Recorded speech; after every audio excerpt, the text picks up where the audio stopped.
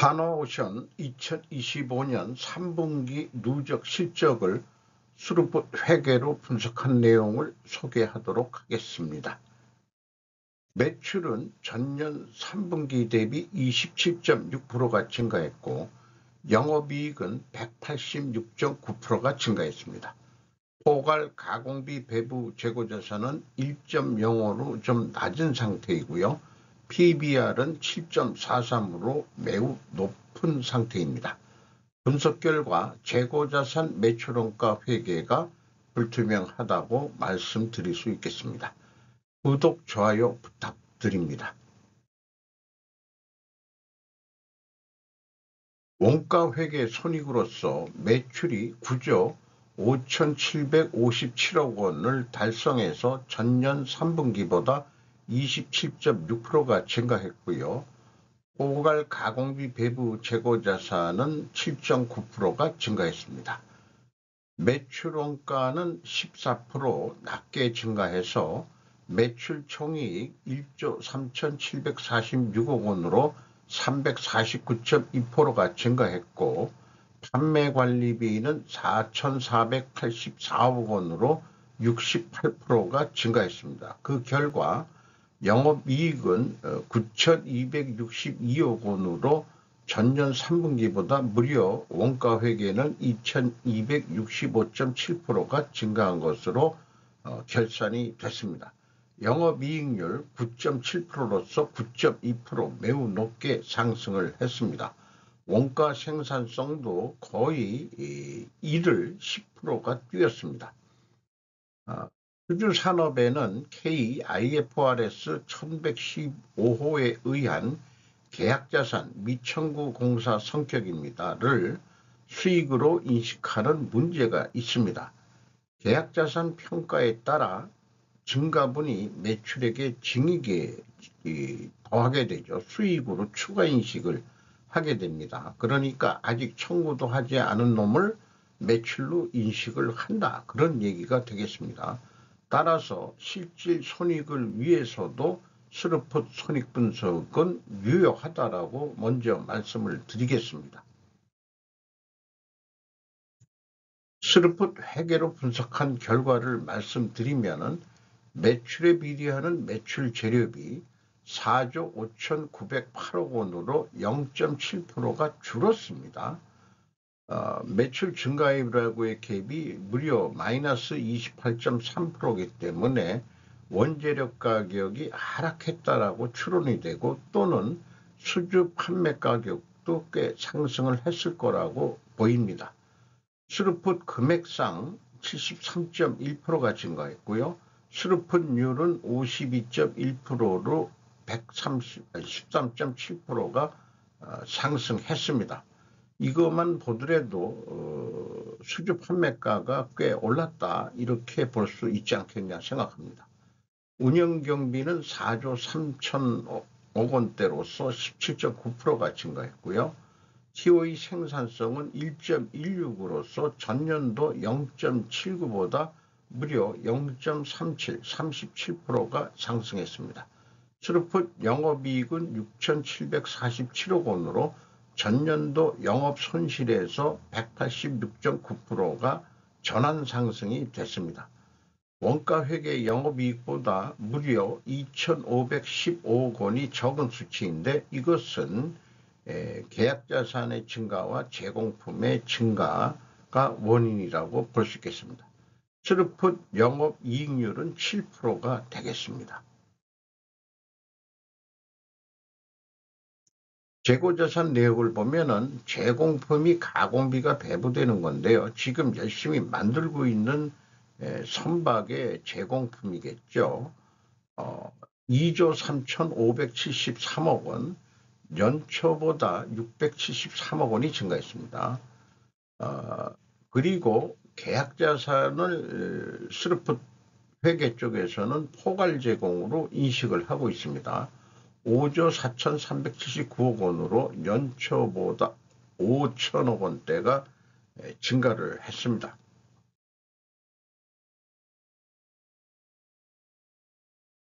비용의 성격적 분류 분석 내용은 A 재고자산의 변동이 마이너스 43억 3,100만 원 재고가 증가했다는 뜻이고요. 원재료의 매입액이라고 되어 있으면 일반적으로 A 재고자산의 변동은 전체 재고자산인데 분석 결과 그런 것 같지는 않습니다. 원재료 매입액이 1.4%가 증가했습니다. AB를 더한 MC 매출원가 재료비는 4조 3,393억 원으로 14%가 증가했습니다. 운영경비는 4조 3,100억 원으로 17.9%가 증가했습니다. 원재료 매입으로 표기하는 방법은 별도로 제조 원가가 공시가 안 되는 현재 현행법 때문에 우리가 이 데이터만 보고서 총 제조 비용이 얼마일 거냐 그러면은 나와 있는 게 사용액이 아니기 때문에 매입액 더하기 여기 밑에 있는 가공비가 공장 제조 비용인데 이게 왜곡이 되겠죠. 어쨌든 운영경비 4조 3,100억 원에서 판매관리비 4,484억 원을 뺀 3조 8,617억 원이 공장 가공비가 되겠습니다. 가공비율 44%, 8.3% 증가했고 생산 재료 비율은 56%, 8.3% 하락했습니다.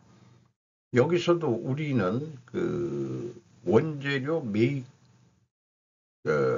가격이 하락했다라고 2차 추론을 해볼 수 있겠습니다. 이 뒤에서 또 설명드리겠습니다만은 이 원재료의 매입은 원재료 사용액의 옥이 아닌가 일단 그렇게 해야 될 것 같습니다.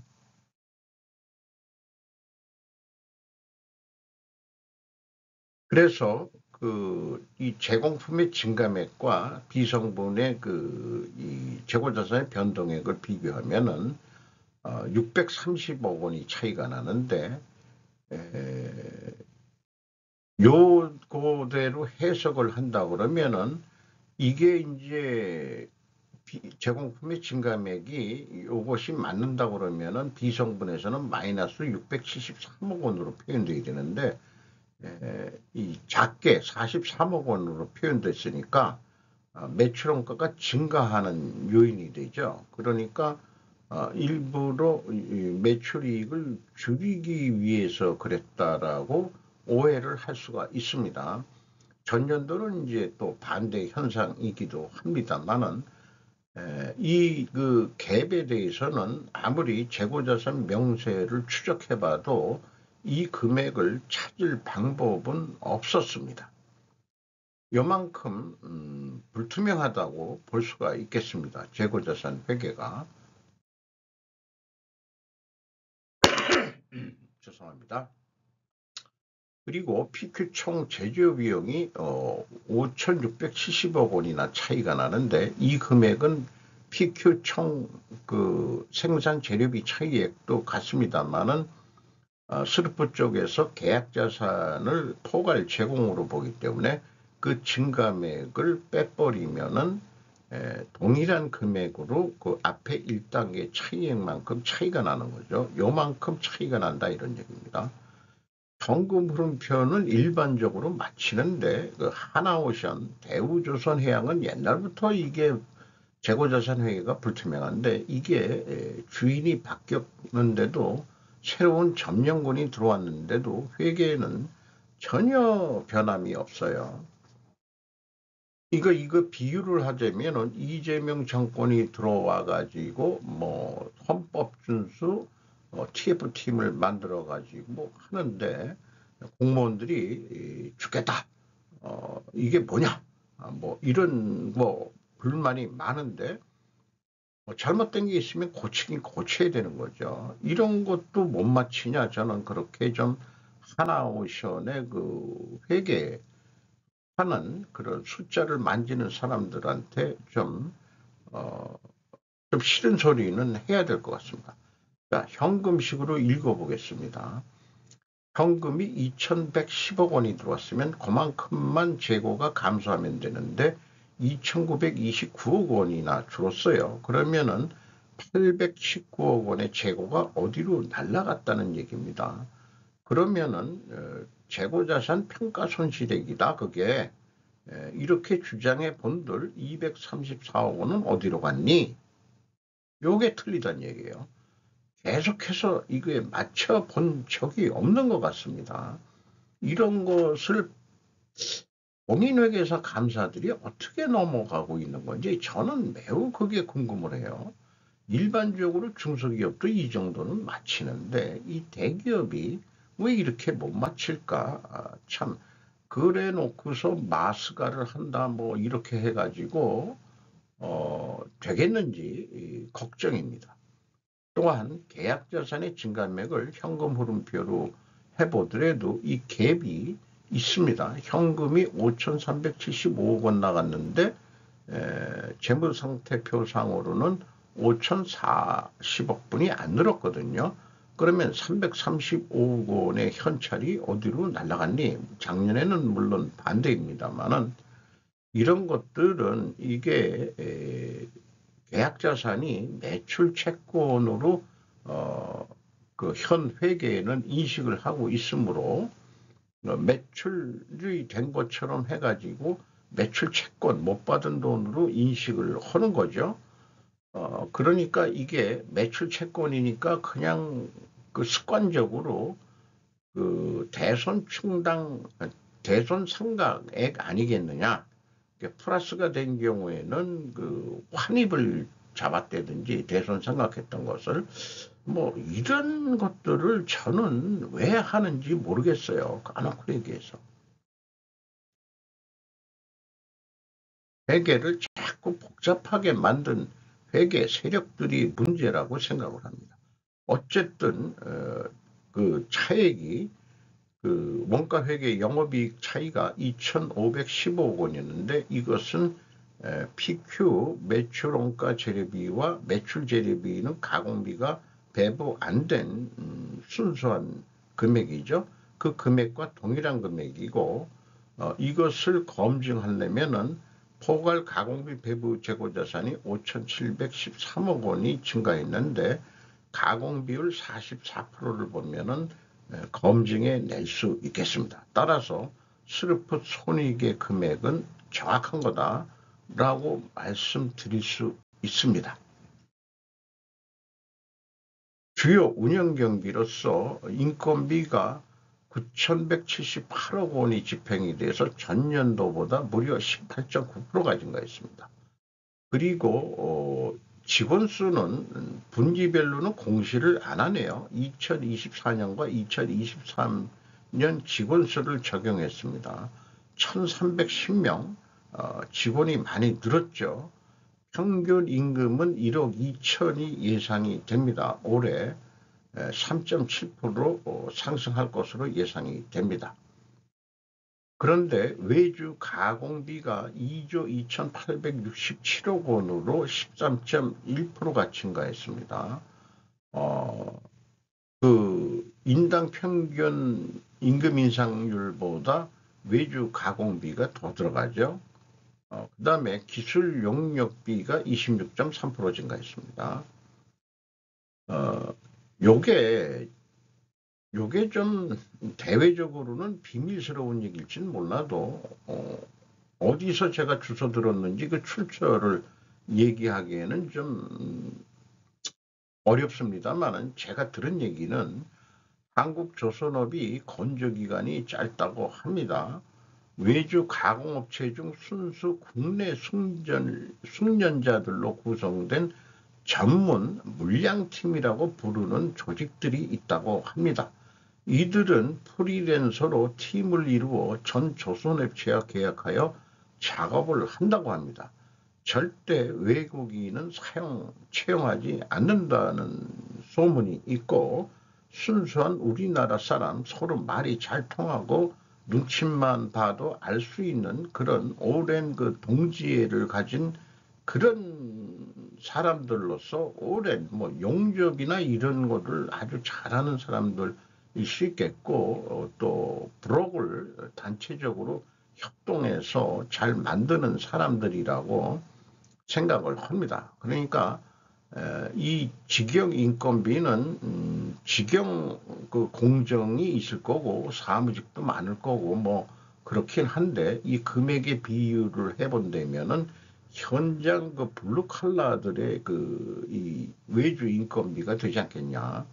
창조하는 그 협력업체도 있지만은 작업할 때만 들어와서 상주를 하고 떠나는 그런 프리랜서 성격의 사람들이 현재 존재한다고 합니다. 이거를 저는 테러 제압이나 전쟁터의 영병으로 비유하고 싶습니다. 미국도 2차 대전 시기에는 선박 건조 기간이 매우 짧았다고 하죠. 그 노하우를 가진 숙련 세대가 미국은 사라진 것이고 우리나라는 그것이 숙련 팀들이 물량팀이라고 해서 현재 존재하고 있는데 돈만 보고 한다는 거죠. 높은 단가를 받으면서 일은 빨리 처리해낸다. 그러니까 직영 직원으로 채용할 수가 없다. 그 단가가 그 매우 그 고단가를 받으면서 일은 빠르게 처리해준다. 이렇게 좀 판단이 되네요. 이 사람들도 세대 교체가 일어날려는지 거기에 들어와 가지고 따라다니는 젊은 사람들이 있다면은 소속은 없어도 프리랜서로 그렇게 커가는 사람들도 있을 수 있다고 보입니다. 주요 경영지표, 포괄 가공비 배부재고자산, 계약자산 포함입니다. 일정 공호 회전으로서 약 0.04 회전이 좀 줄었습니다. 스루풋률은 13.67%로 상승했습니다. 역방향이면 분식회계 개연성 가정을 일단 세웁니다. 이 4분면 매트릭스 표에 의해 가지고 정리해 놓은 건데요. 분식회계 개연성 가정을 세우는데 이것을 반증하려면 원재료 가격이 상승해야 되고 수주 판매 가격은 인상이 돼야 됩니다. 또한 수량으로도 선박 출하 건수로 해보면은 지금 그걸 제공으로 나눠보면은 되지 않겠냐 하는 생각도 있어 봅니다. 그래서 원재료 가격이 올랐냐? 단순 평균밖에 할 수 없었는데요. 3.9% 하락했습니다. 철판, 그 다음에 섹션이라는 게 있고 페인트 이런 게 있습니다. 그 다음에 제품 가격 추이가 있는데 VLCC라는 게 있고 그 드라이톤으로 얘기를 하는 게 있네. 벌크선인 것 같고요. 컨테이너 선이 있고 LNG 선이 있고 VLGC이라는 것도 있습니다. 요거를 단순 평균해 보면 2.7% 내려간 것으로 되어 있습니다. 그리고 주요 제품 변경에 따라 26기부터 올해부터 변경된 주요 제품을 기준으로 작성했다. 또 출처는 크락슨 shipping 인텔리전스 네트워크가 발표한 거를 했지 실제 수주 단가는 아닌 것 같습니다. 그래서 지금까지 논의된 내용의 요약표를 만들어 보면은 어쨌든 1, 2차에서 그 원재료 가격이 하락했다고 추론했고 분식회계 개연성 가정을 세웠는데 요거를 반증하려면 원재료 가격은 상승해야 되는데 상식적으로 계산되어 있는 게 하락한 게 맞는 것 같죠. 수주 판매가는 또 상승해야 되는데 원재료 가격 하락했고 판매가 공시 가격은 하락한 것으로 나오니까 영 반대니까 반증은 실패했습니다. 여기에 문제가 되는 것은 계약자산이 있기 때문에 그런 거 아닌가라고 좀 좋게 생각을 해봅니다. 그런데 원재료가 이거 가중평균이면 단순평균이라고 말씀드렸고요. 3.9%가 내려갔는데 판매 가격은 2.7%가 내려갔다고 한다면은 원재료 가격 대비 상대적 상승으로 인식은 할 수 있겠습니다. 그러니까 판매가는 수주 판매가는 올랐다라고 인식을 하니까 원재료 가격만 좀 불투명한데 그 원재료 가격의 불투명성은 계약자산 물량 때문에 영향을 받은 게 아니겠는가, 이렇게 생각을 해보게 됩니다. 3분기 실적을 토대로 그 연간 매출액은 운영경비 기준으로 해서 1 더하기 25% 산식을 통해서 수르펀율로 나누면은 연말 매출액이 예상이 됩니다. 12조 원가량이 되겠습니다. 또한 매출 재료비 기준으로도 1 더하기 25% 산식에 의해서 매출 재료 비율로 나누면 동일한 금액으로 예측이 나오게 됩니다. 스루풋 회계는 아주 매출액을 쉽게 예측해 낼 수 있습니다.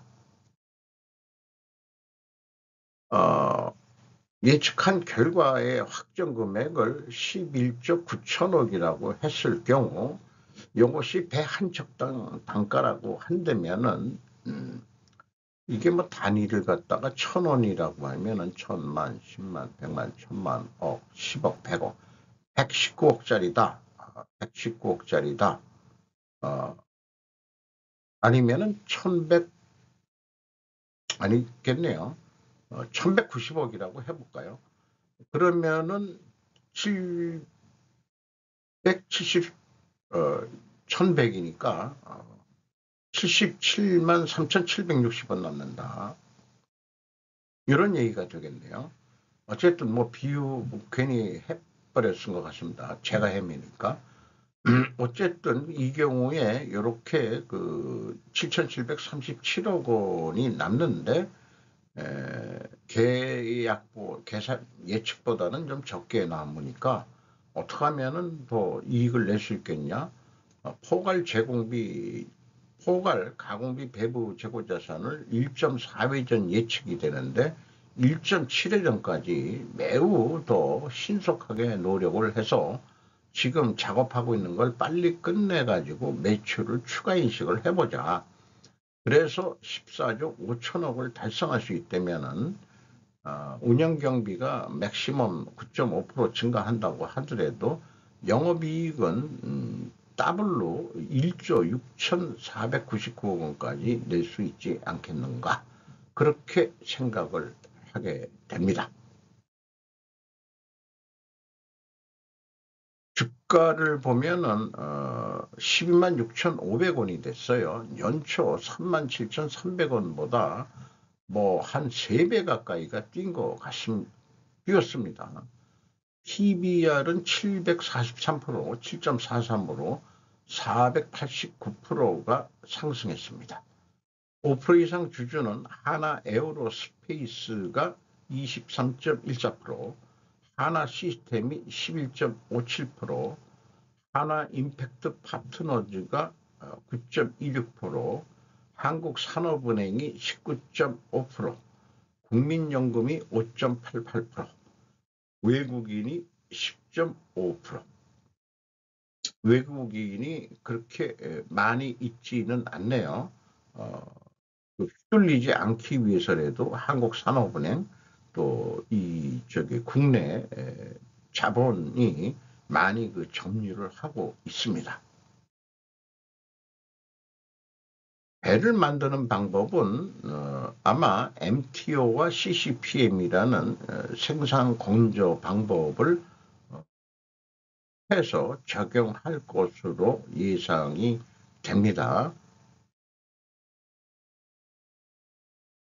그리고 지금까지 분석한 것을 제가 스루포트에게 실전 분석을 뭐 자랑스러운 건 아니지만 그래도 그 사고방식은 거인의 어깨 위에 올라서서 봤다.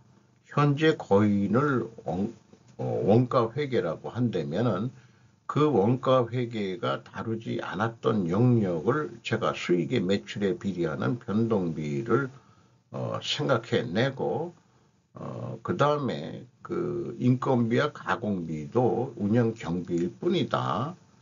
제조원가를 넘어서서, 그래서 잘못된 과정이란 건 제조원가가 잘못된 과정이다. 재료비 더하기 가공비가 배부되는 게 가치가 있다고 하는데 절대 매매 가격은 절대 그렇게 될 수가 없다.